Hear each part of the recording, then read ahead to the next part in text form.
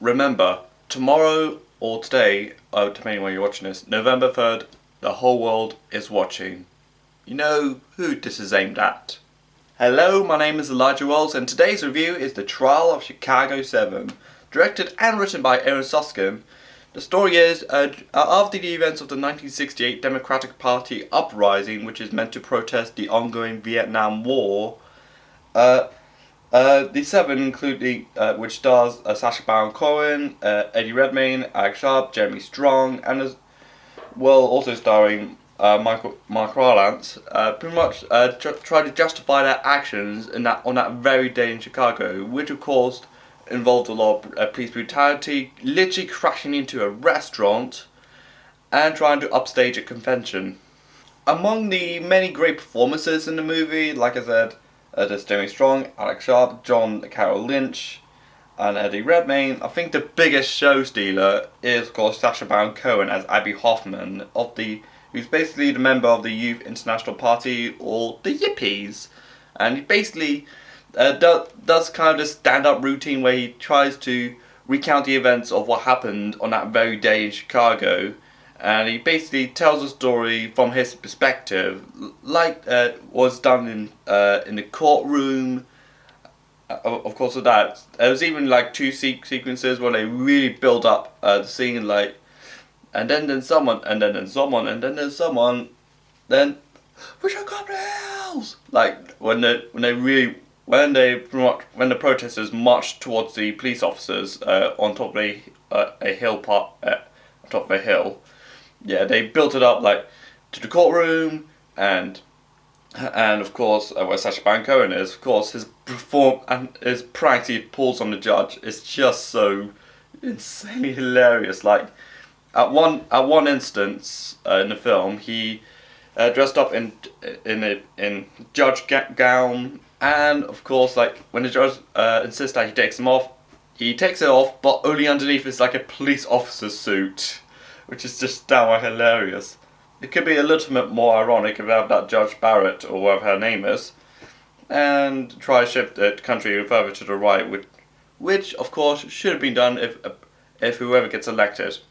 Of course, I am not going to give Sacha Baron Cohen all the attention throughout this review. I'm also want to give out the shout out to Mark Rylance, who has a bit more of a hippier edge than usual.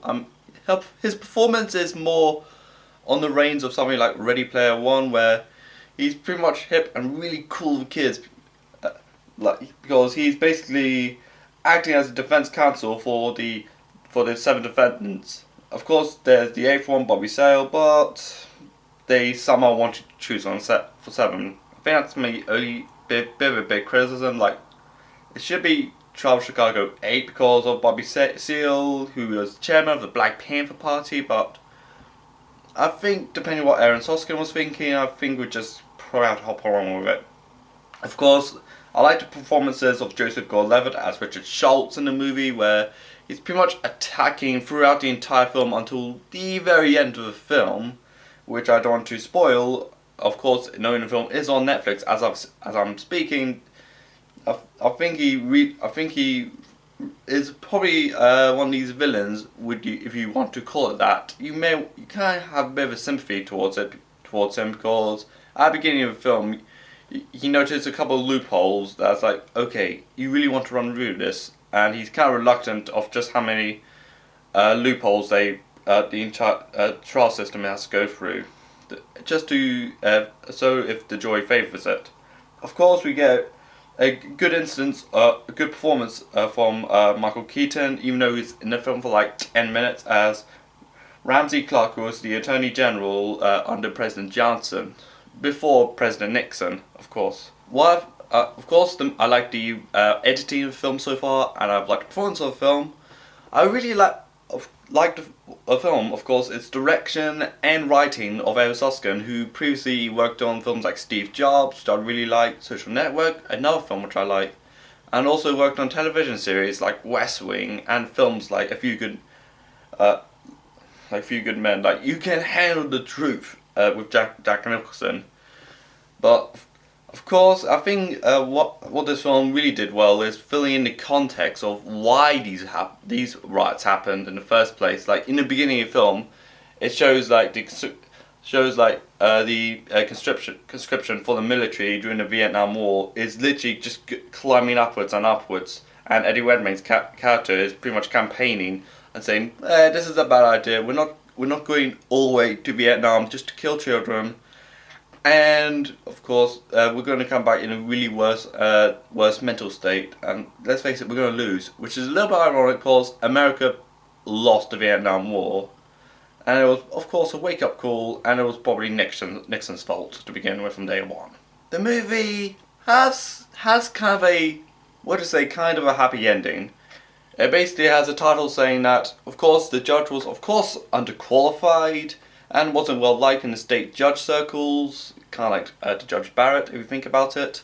And of course, even though much of the trials of Chicago 7 did serve 5-year prison sentences, they did go on to do a lot of things like write books, do some political activism, and even run for office in some state level, which I thought, I feel like it just really brings a smile to your face that the good guys won.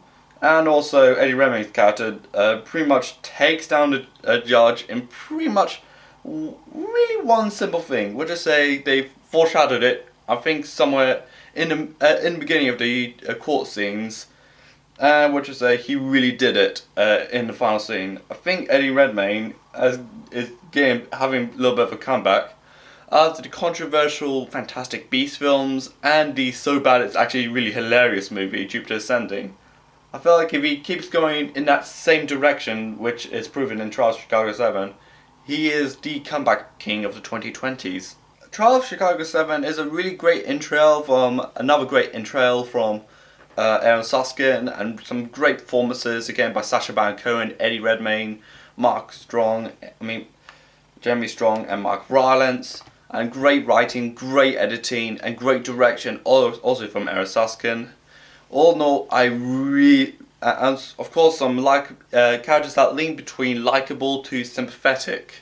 All in all, I really recommend this movie. It's currently out now on Netflix, and I'm feeling an 8 out of 10 for this movie. And go ahead and watch it now. It's on Netflix.